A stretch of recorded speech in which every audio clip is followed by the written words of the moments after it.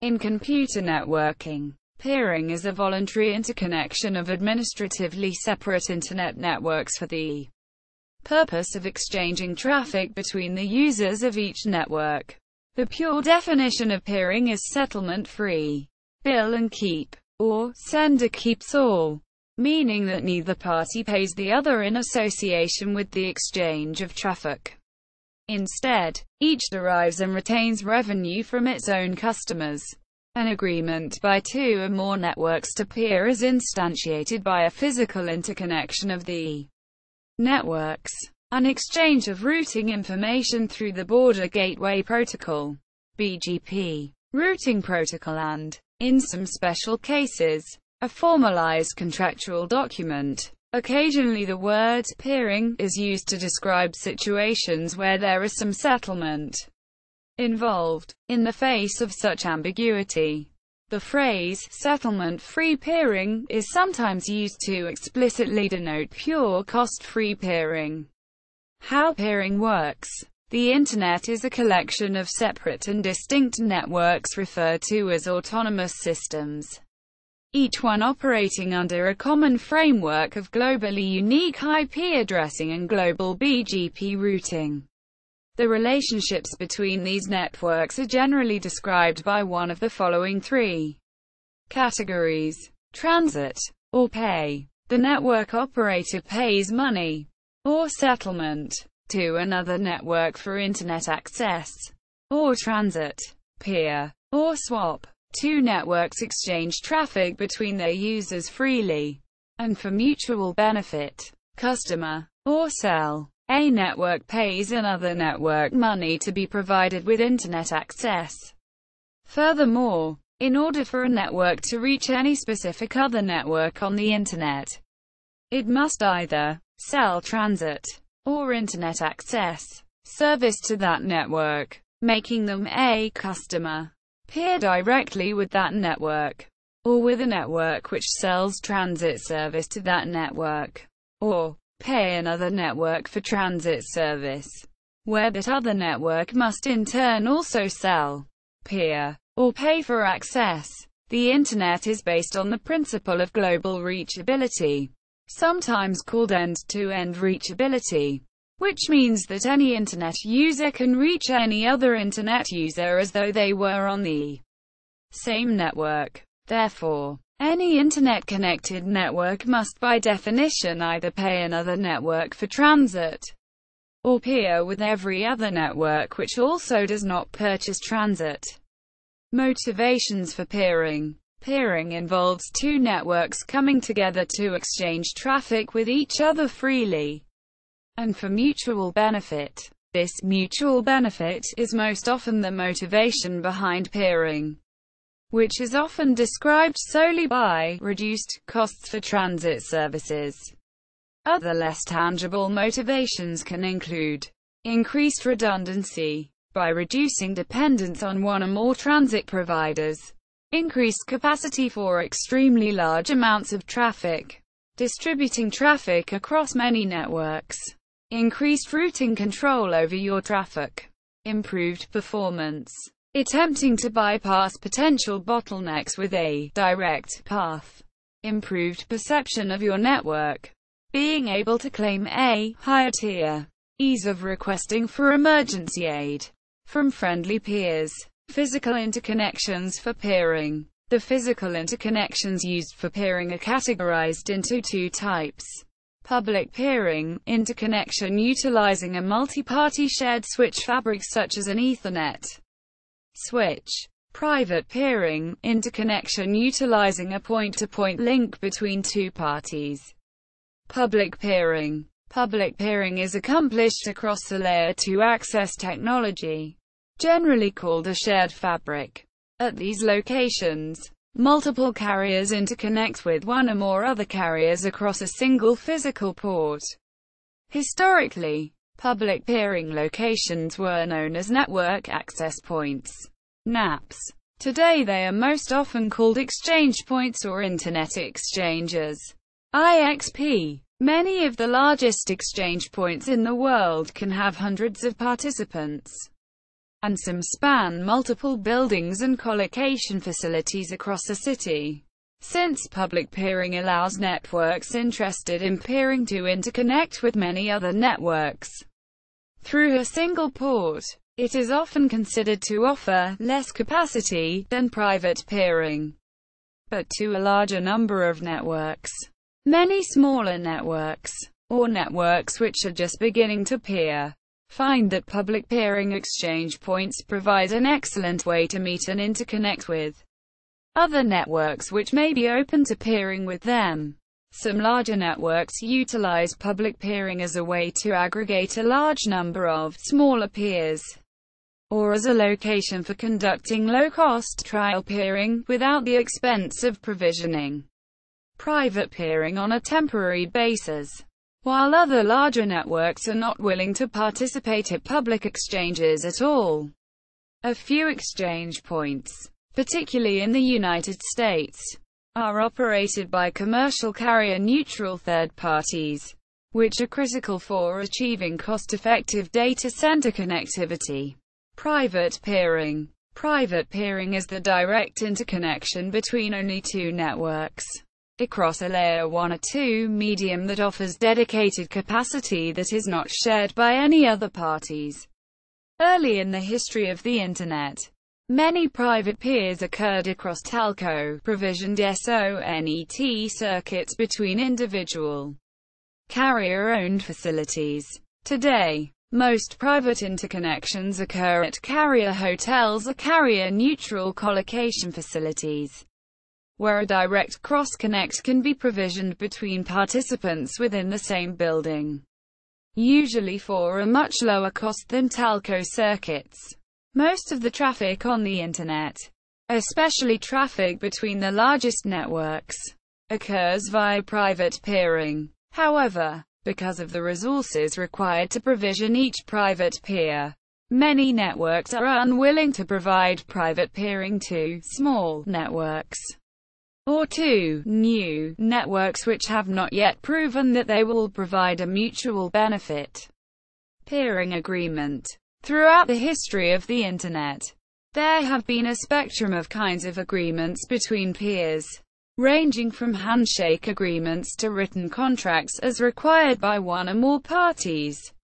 Such agreements set forth the details of how traffic is to be exchanged, along with a list of expected activities which may be necessary to maintain the peering relationship. A list of activities which may be considered abusive and result in termination of the relationship, and details concerning how the relationship can be terminated. Detailed contracts of this type are typically used between the largest ISPs, as well as the ones operating in the most heavily regulated economies. As of 2011, such contracts account for less than 0.5% of all peering agreements. History of peering. The first Internet exchange point was the Commercial Internet Exchange, CIX, formed by Alternet, UUNET, now Verizon Business, SI, and CERFNET to exchange traffic without regard for whether the traffic complied with the Acceptable Use Policy, AUP, of the NSFNet or ANS interconnection policy. The CIX infrastructure consisted of a single router, managed by SI, and was initially located in Santa Clara, California. Paying CIX members were allowed to attach to the router directly via leased lines. After some time, the router was also attached to the Pacific Bell SMDS cloud. The router was later moved to the Palo Alto Internet Exchange, or PAIX, which was developed and operated by Digital Equipment Corporation, DEC, because the CIX operated at OSI Layer 3, rather than OSI Layer 2, and because it was not neutral, in the sense that it was operated by one of its participants rather than by all of them collectively, and it conducted lobbying activities supported by some of its participants and not by others. It would not today be considered an Internet exchange point. Nonetheless, It was the first thing to bear that name, the first exchange point to resemble modern, neutral, Ethernet-based exchanges was the Metropolitan Area Ethernet, or MEI, in Tysons Corner, Virginia. When the United States government funded the NSF-NET backbone, Internet exchange points were needed to replace its function, and initial governmental funding was used to aid the pre-existing MEI and bootstrap three other exchanges, which they dubbed NAPs, or Network Access Points, in accordance with the terminology of the National Information Infrastructure document. All four are now defunct and no longer functioning as Internet exchange points. MEI East, located in Tysons Corner, VA, and later relocated to Ashburn, Virginia. Chicago NAP, operated by Ameritech and located in Chicago, Illinois. New York NAP, operated by Sprint and located in Pensacola, New Jersey. San Francisco NAP, operated by Pac Bell and located in the Bay Area. As the Internet grew, and traffic levels increased, these NAPs became a network bottleneck. Most of the early NAPs utilized FDDI technology, which provided only 100 Mbit per second of capacity to each participant.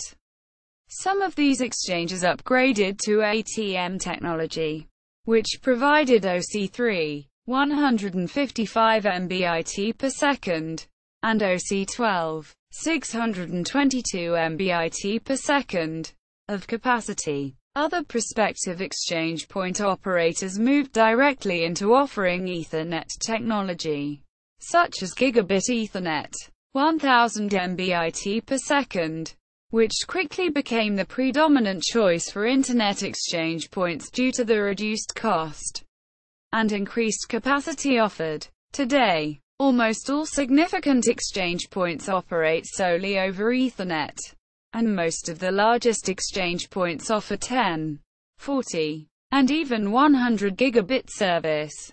During the dot-com boom, many exchange point and carrier-neutral colocation providers had plans to build as many as 50 locations to promote carrier interconnection in the United States alone.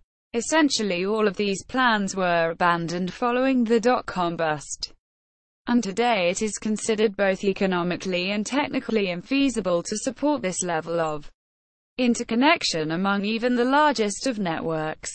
De-peering. By definition, peering is the voluntary and free exchange of traffic between two networks for mutual benefit. If one or both networks believes that there is no longer a mutual benefit, they may decide to cease peering. This is known as de-peering.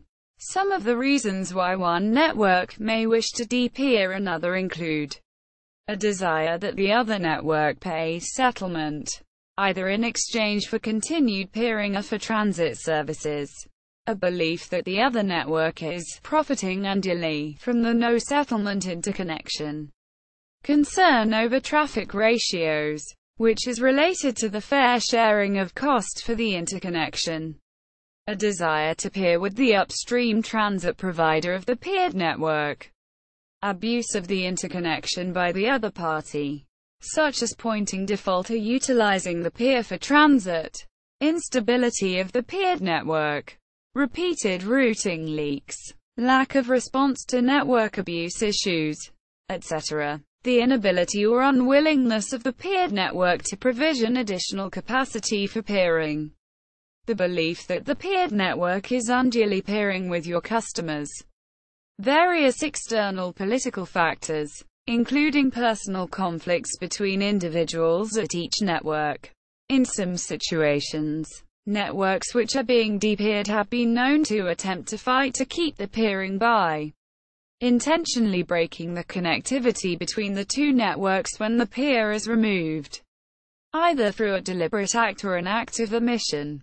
The goal is to force the de-peering network to have so many customer complaints that they are willing to restore peering. Examples of this include forcing traffic via a path that does not have enough capacity to handle the load, or intentionally blocking alternate routes to or from the other network.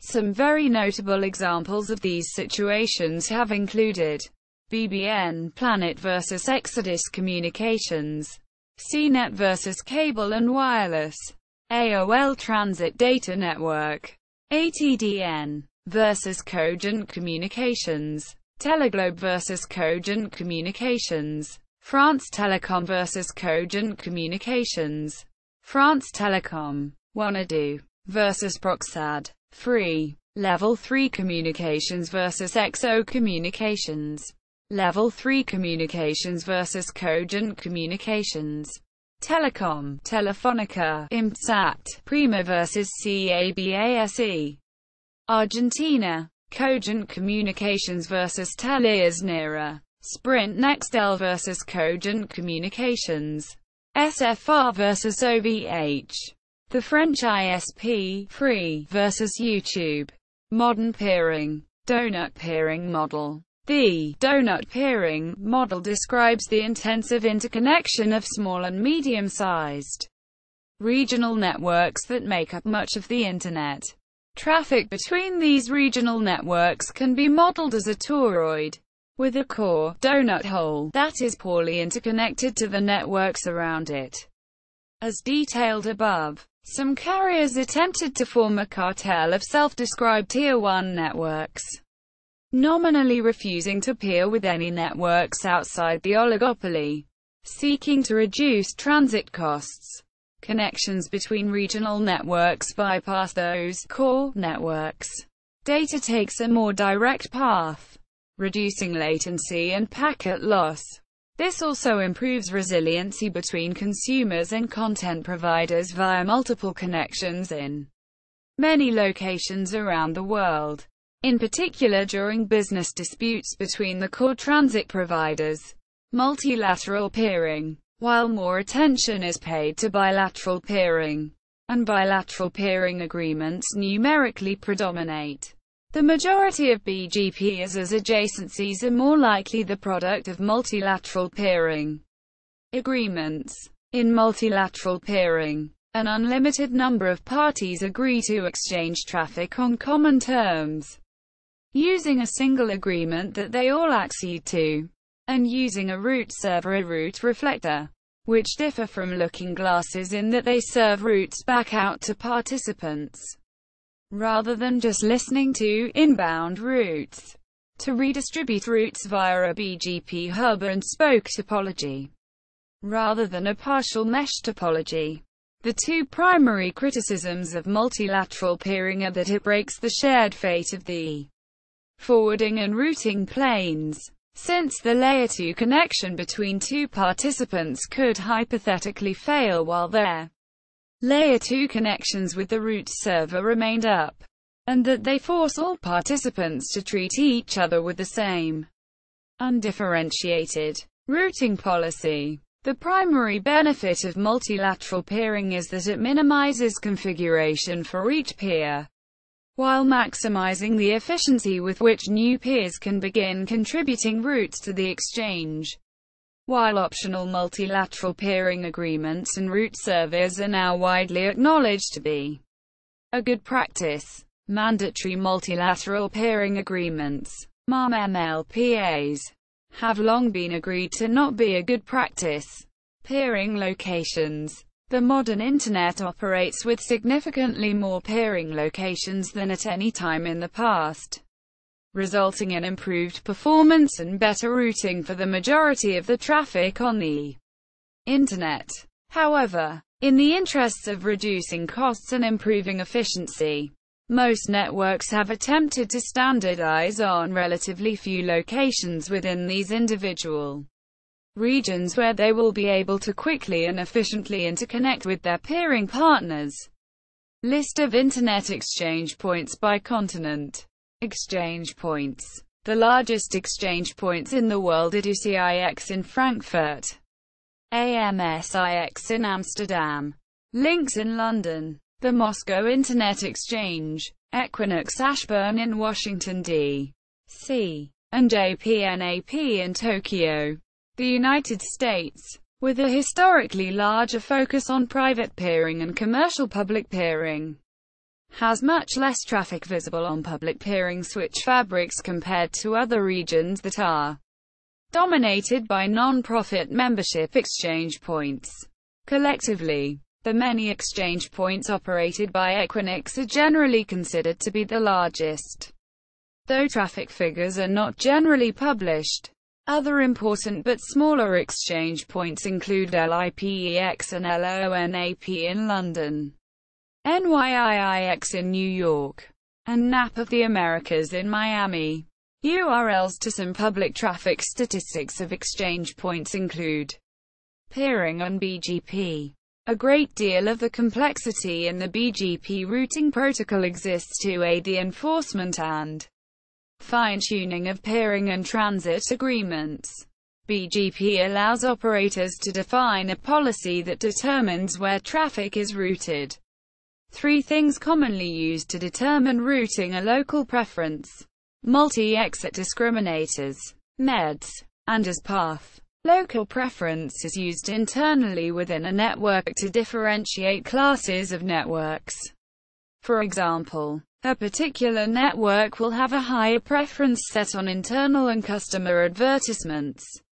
Settlement-free peering is then configured to be preferred over paid IP transit. Networks that speak BGP to each other can engage in multi-exit discriminator exchange with each other, although most do not. When networks interconnect in several locations, MEDs can be used to reference that network's interior gateway protocol cost. This results in both networks sharing the burden of transporting each other's traffic on their own network, or cold potato, hot potato and nearest exit routing, which is typically the normal behavior on the Internet, is where traffic destined to another network is delivered to the closest interconnection point. Law and policy. Internet interconnection is not regulated in the same way that public telephone network interconnection is regulated. Nevertheless, Internet interconnection has been the subject of several areas of federal policy in the United States. Perhaps the most dramatic example of this is the attempted MCI WorldCom-Sprint merger. In this case, the Department of Justice blocked the merger specifically because of the impact of the merger on the Internet backbone market, thereby requiring MCI to divest itself of its successful InternetShe business to gain approval. In 2001, the Federal Communications Commission's Advisory Committee, the Network Reliability and Interoperability Council, recommended that Internet backbones publish their peering policies, something that they had been hesitant to do beforehand.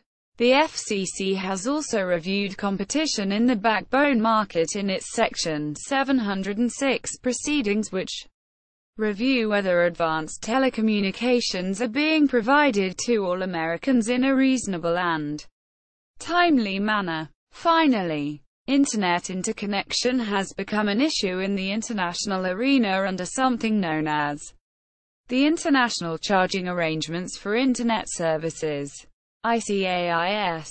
In the ICAIS debate, countries underserved by Internet backbones have complained that it is unfair that they must pay the full cost of connecting to an Internet exchange point in a different country, frequently the United States. These advocates argue that Internet interconnection should work like international telephone interconnection, with each party paying half of the cost.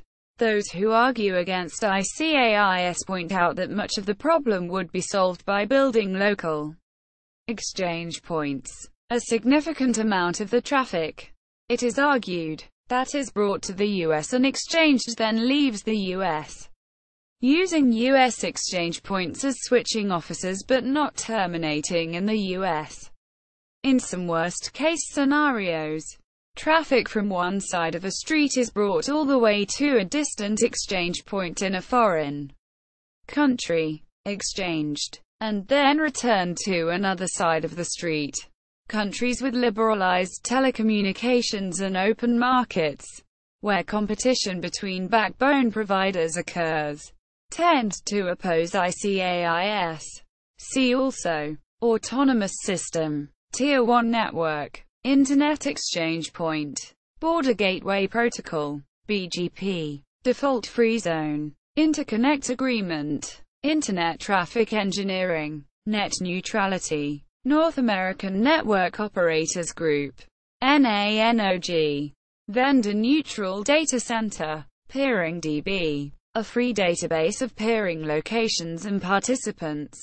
The Peering Playbook, PDF, Strategies of Peering Networks, Example Tier 1 Peering Requirements, AT&T, AS7018, Example Tier 1 Peering Requirements, AOL Transit Data Network, AS1668, Example Tier 2 Peering Requirements, Internet, AS8468, Cyber Telecom, Backbones, Federal Internet Law and Policy, How the Networks, An Introduction into Peering and Transit, Ars Technica.